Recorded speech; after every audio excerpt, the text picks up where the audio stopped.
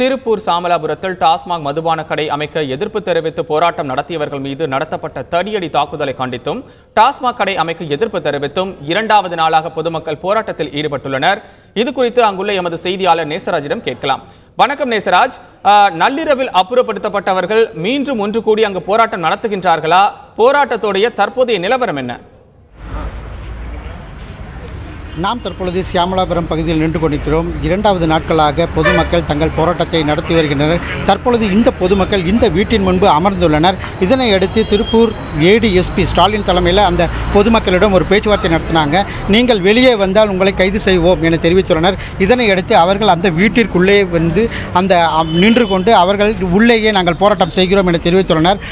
இந்த பகுதியில் வந்து குறிப்பாக கருமத்தம்பட்டி, காரணம்பேட்டை, சியாமலாபுரம் உள்ளிட்ட பகுதிகளில் வந்து கடைகள் அடைக்கப்பட்டுள்ளன. இந்த பொதுமக்கள் கூறும்போது ஏடிஎஸ்பி பாண்டியராஜன் அவர் மீது கடும் நடவடிக்கை எடுக்கும் வரை எங்களது போராட்டம் தொடரும் என தெரிவித்துள்ளனர். தற்பொழுது இந்த பொதுமக்கள் வந்து இங்குள்ள கடைகளை அடைத்து கொண்டு தங்கள் எதிர்ப்பை வந்து அவங்க காட்டிட்டு வர்றாங்க.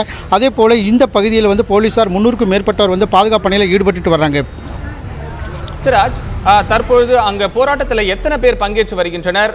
அவர்களை போலீசார் கைது செய்வதற்கான வாய்ப்பு உள்ளதாக கூறப்படுகிறது. அது பத்தியும் சொல்லுங்க. குறிப்பாக இந்த இடத்துல பார்த்திங்கன்னா இந்த வீட்டுக்கு முன்னாடி அவங்க அமர்ந்திருந்தாங்க ஒரு 30க்கும் மேற்பட்டவர். இந்த 30 பேர்த்தையும் வந்து அந்த ஸ்டாலின் ஏடிஎஸ்பி, திருப்பூர் மாவட்ட ஏடிஎஸ்பி அவர் என்ன சொன்னார்னா, நீங்கள் வெளியே வந்தீங்கன்னா வாகனம் ரெடியாக இருக்குது, அதில் வந்து நாங்கள் கைது பண்ணிடுவோம் அப்படின்னு தெரிவிச்சிருந்தார்.